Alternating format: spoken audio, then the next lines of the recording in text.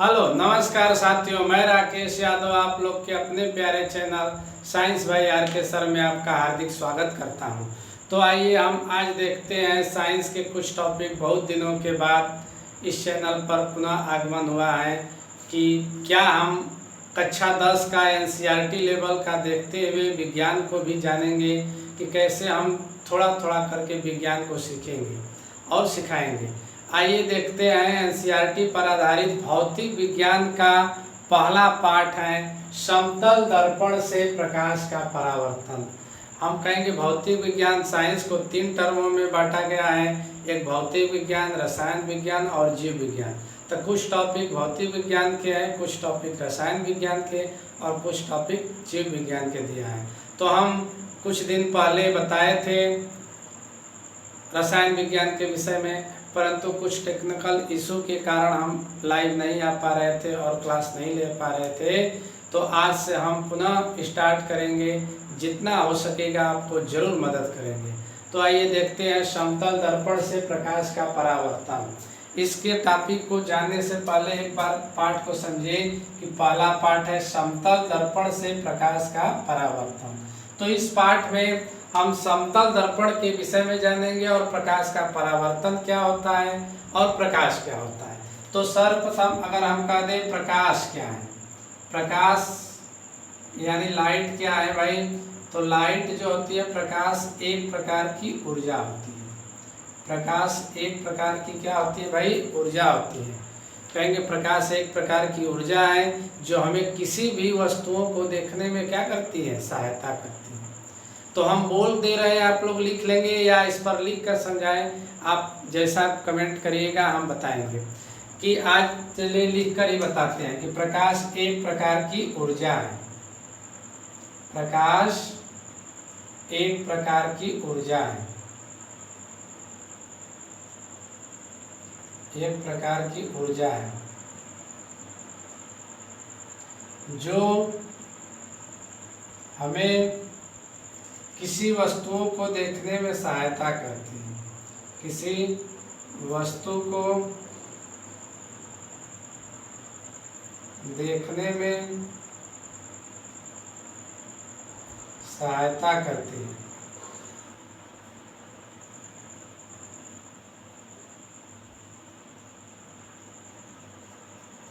तो इस प्रकार परिभाषा को आप लोग भी लिख सकते हैं कि प्रकाश एक प्रकार की ऊर्जा है जो हमें किसी वस्तु को देखने में क्या करती है, सहायता करती है। प्रकाश एक प्रकार की क्या है, ऊर्जा है जो हमें किसी वस्तुओं को देखने में क्या करती है, सहायता करती है। अर्थात प्रकाश एक स्वयं अदृश्य है परंतु हमें वस्तुओं को देखने में क्या करती है, सहायता करती है, मदद कराती है। तो इसलिए कहते हैं कि प्रकाश एक प्रकार की ऊर्जा है जो हमें किसी वस्तु को देखने में क्या करती है भाई, सहायता करती है। तो इस प्रकाश के आधार पर हम कहेंगे प्रकाशित वस्तुएं कितने प्रकार की होती है, तो 2 प्रकार की होती है। एक दीप्त वस्तुएं होती है और एक अदीप्त वस्तुएं होती है। हमने कहा एक दीप्त वस्तुएं और एक अदीप्त वस्तुएं।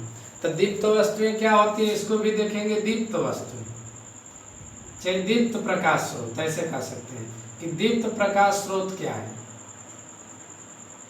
कहेंगे प्रकाश स्रोत जो है, प्रकाश कितने स्रोत से निकल, कैसा कैसा स्रोत है प्रकाश का, तो 2 प्रकार का। एक दीप्त प्रकाश स्रोत है। दीप्त प्रकाश स्रोत को हम कहते हैं कि ऐसा प्रकाशिक स्रोत, चाहे ऐसा माध्यम, चाहे ऐसा वस्तु से जिससे प्रकाश स्वयं उत्पन्न हो।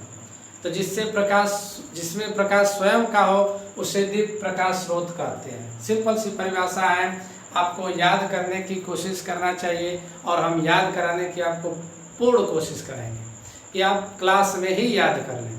क्या हमने कहा कि दीप्त प्रकाश स्रोत क्या है, कि जिसमें स्वयं का प्रकाश हो, जिसमें स्वयं का प्रकाश हो, स्वयं का प्रकाश हो, वह दीप्त प्रकाश स्रोत कहलाता है। जैसे इसका जीता जागता उदाहरण, सबसे अच्छा उदाहरण सूर्य है। सूर्य कैसा भाई प्रकाश स्रोत है, दीप्त प्रकाश स्रोत है। तो दीप्त प्रकाश स्रोत वे स्रोत होते हैं जिनमें स्वयं का प्रकाश स्रोत होता है। जैसे सूर्य है। ठीक इसी प्रकार दूसरा कहेंगे अदीप्त प्रकाश स्रोत। अदीप्त प्रकाश स्रोत क्या है? तो कहेंगे अदीप्त प्रकाश स्रोत जिसमें स्वयं का प्रकाश न हो, जिसमें स्वयं का प्रकाश न हो, बल्कि वह दीप्त प्रकाश स्रोत से प्रकाश को लेकर तब प्रकाश उत्पन्न करता है। तो इसको लिखेंगे जिसमें स्वयं का प्रकाश न हो, जिसमें स्वयं का प्रकाश न हो, जिसमें स्वयं का प्रकाश न हो, जैसे चंद्रमा। जैसे इसका उदाहरण सबसे अच्छा क्या है भाई?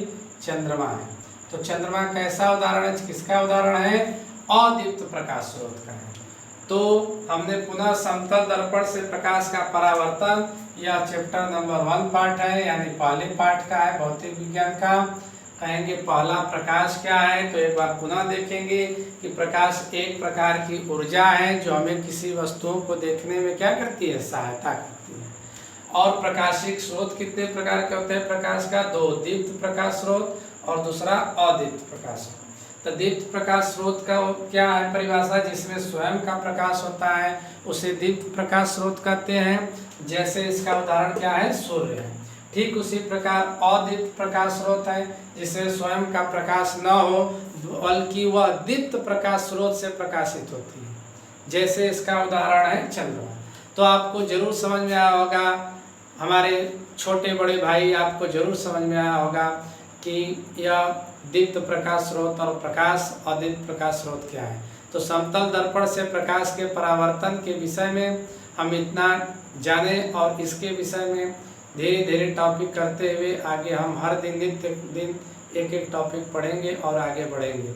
अगर आपको चैनल यह समझ में आ रहा है, पढ़ाई समझ में आ रही है, तो इस चैनल को सब्सक्राइब जरूर करें।